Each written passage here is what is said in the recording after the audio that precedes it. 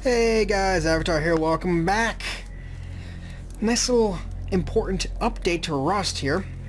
I did a first look of it a couple months ago, and we're going to go ahead and do a nice little update to that video because this game has come a long way since I believe I did a video December 11th Anyways, Rust is currently on Steam for $19.99 by a nice little studio called Facepunch Studio.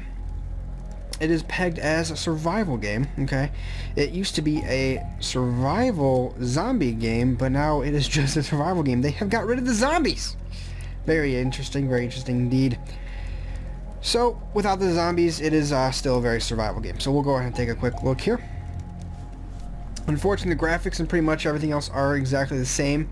But you know what? That's okay. Last time I did a review on this game, or I should say a first look, it was pretty choppy, right? It wasn't the best, but it's come a long way. So let's go ahead and take a look, kind of see what they kind of fixed, what they've improved on, and see if we can't go ahead and do something cool.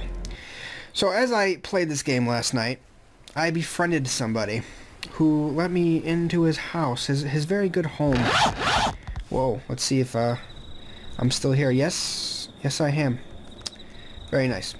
Oh, he put a sleeping bag there next to mine. It's kind of creepy, but that's alright.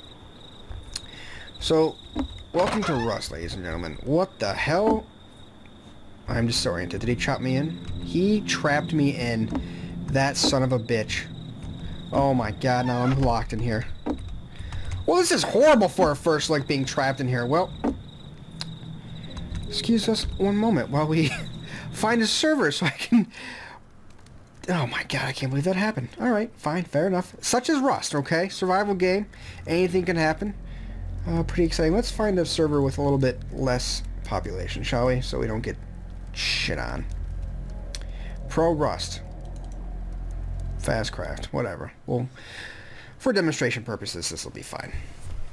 So, in case you've been living under a rock for the last couple of months, Rust is a nice little survival game where basically you just are in this beautiful wilderness and you just have to start crafting shit.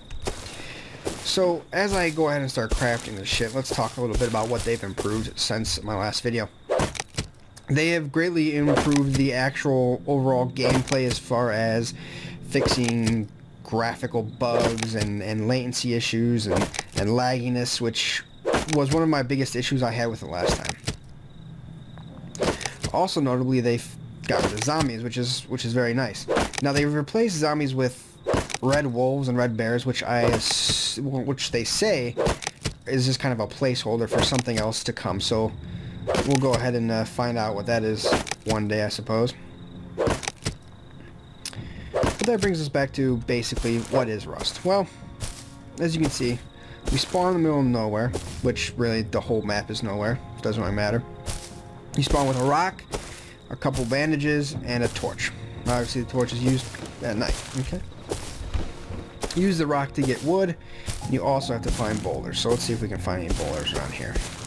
Then we can start crafting. Now, one of the other issues that we had last time was that the amount of boulders in the game, or where to find these boulders, was extremely difficult, and it was honestly just downright frustrating. You'd spend hours trying to look for some, and then if you couldn't find them, you're kind of boned. And then you kind of ended up getting shot at by somebody, and then it all goes for naught.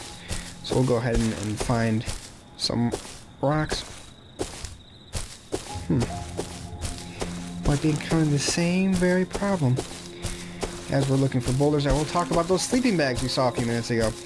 Cool thing about this game is what people really do is after a few hours you can kind of get to the point where you can basically make your own house. Now you start with kind of just 4 walls and a door, and as you kind of play the game and log out and log back in, you're able to gather more and build your house up as you just saw moments ago. Now, one thing that's kind of cool about this game is if you log out, you're not safe. Okay, so wherever you log out, you have to make sure that you're at some sort of safe location because your character will stay in the world. And if I logged out right here, if someone came by, they'd see me, they'd just kill me, and that'd be the end of Avatar. So that's why I logged down that guy's house, which was nice, and then he ended up locking me in, which kind of sucked, but hey, whatever.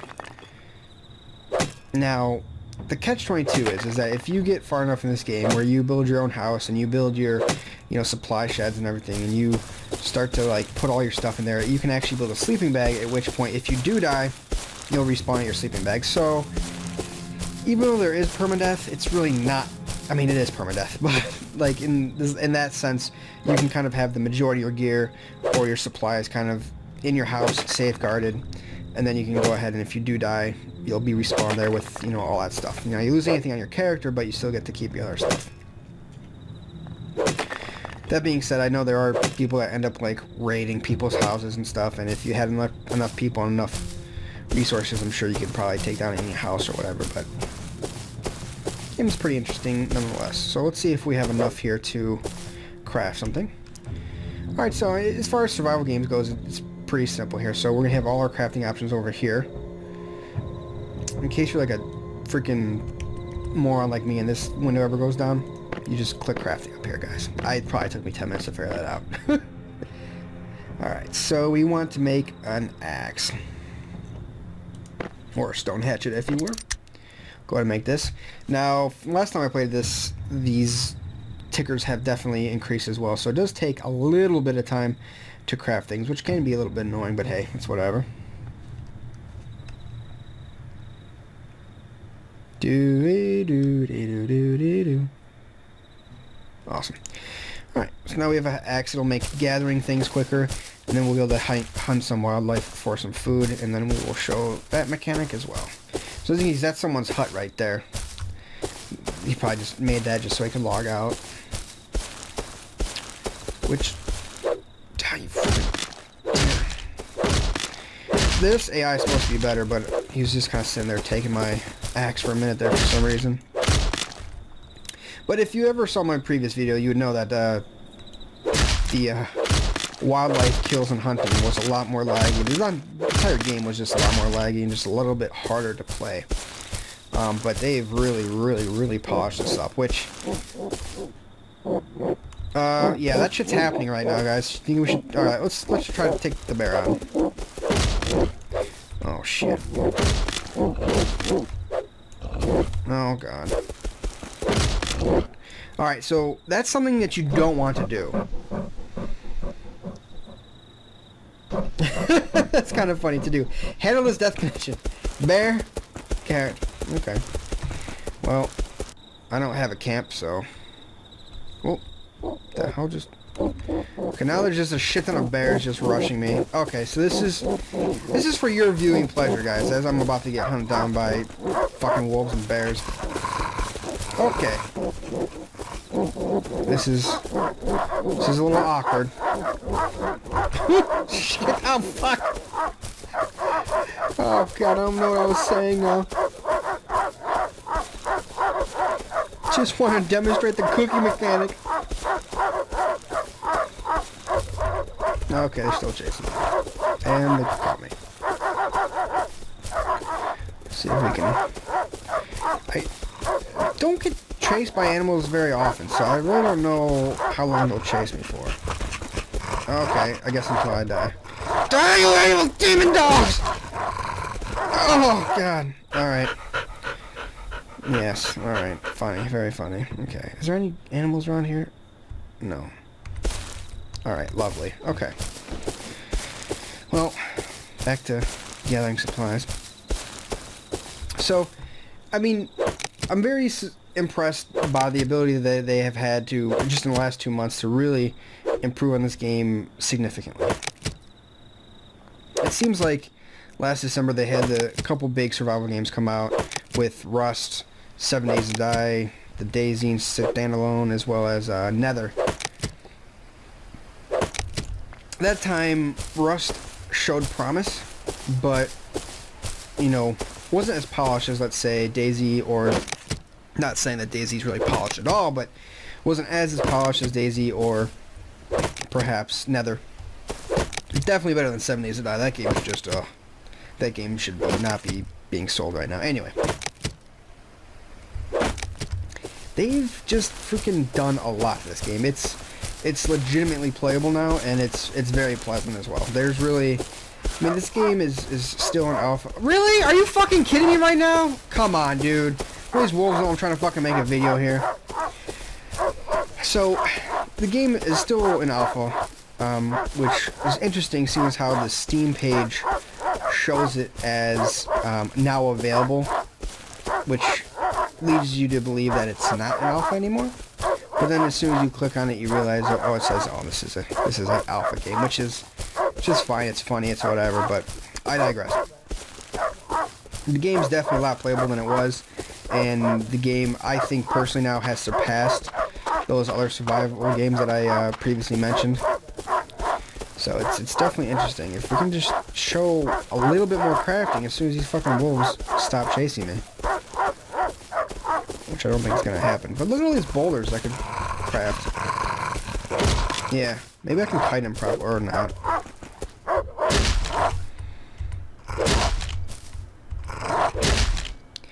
God, this fucking wolf is a lot stronger than that fucking stone. Anyway. Shh. Be very quiet.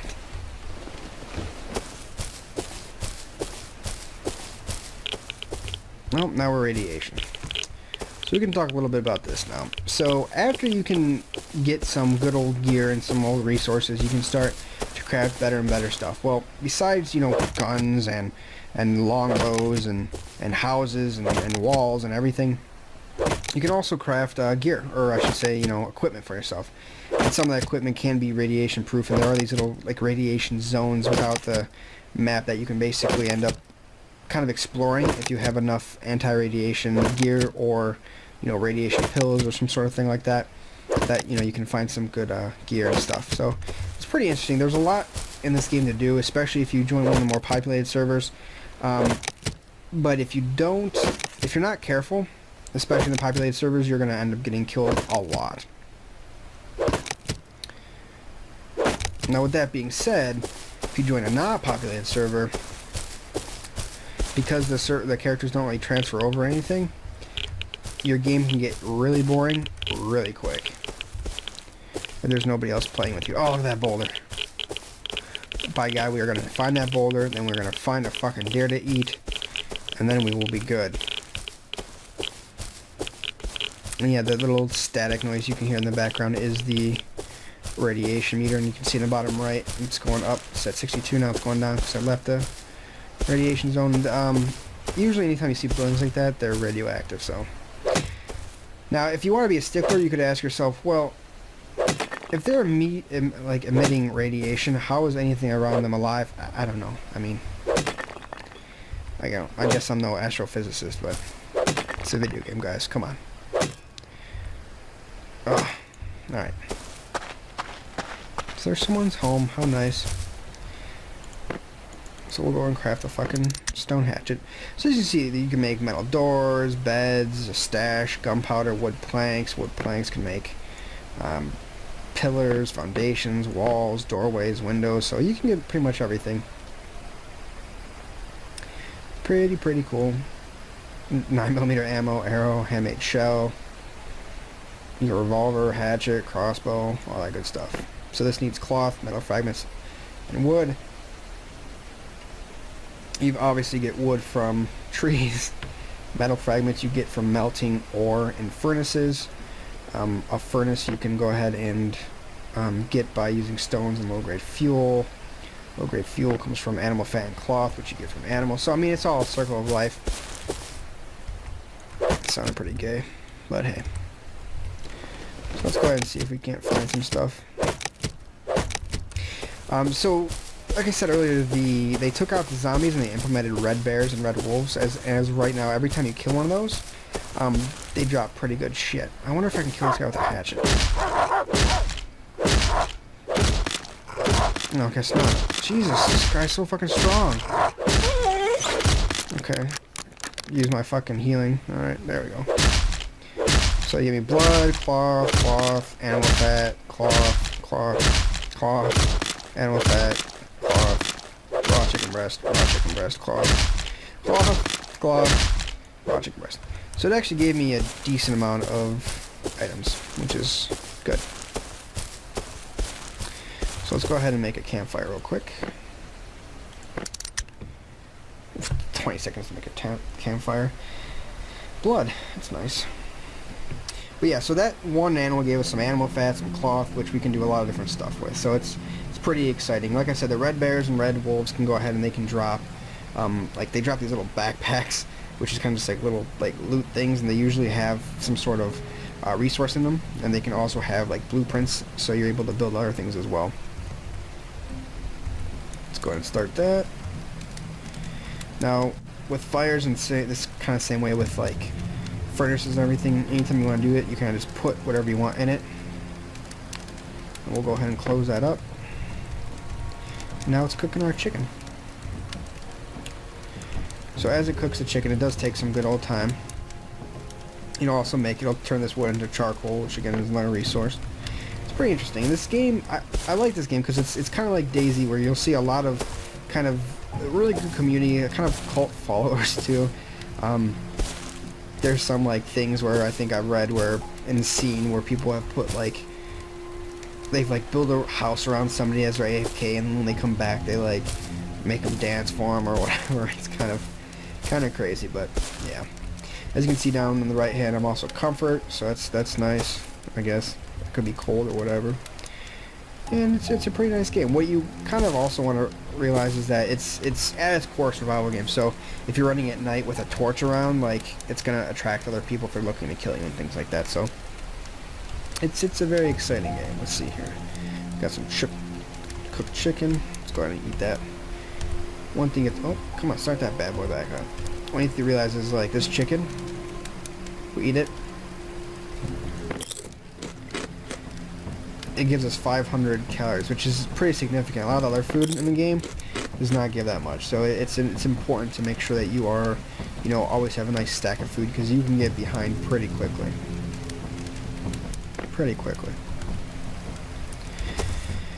So overall, this game for $19.99, honestly, I'm gonna say if you're a fan of survival games and you haven't picked this game up yet already, you can do it at this point.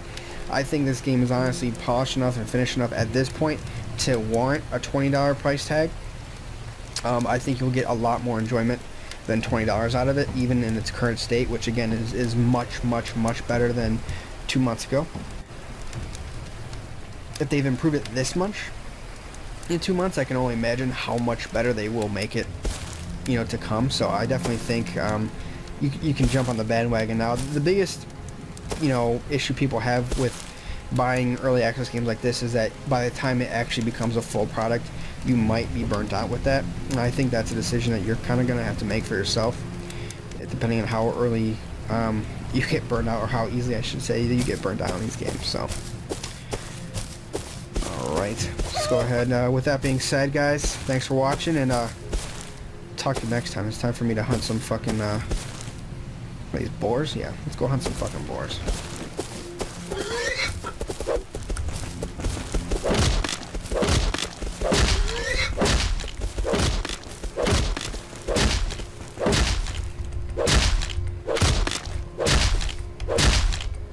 I'm a fucking butcher of pigs, okay? I'm a butcher of pigs!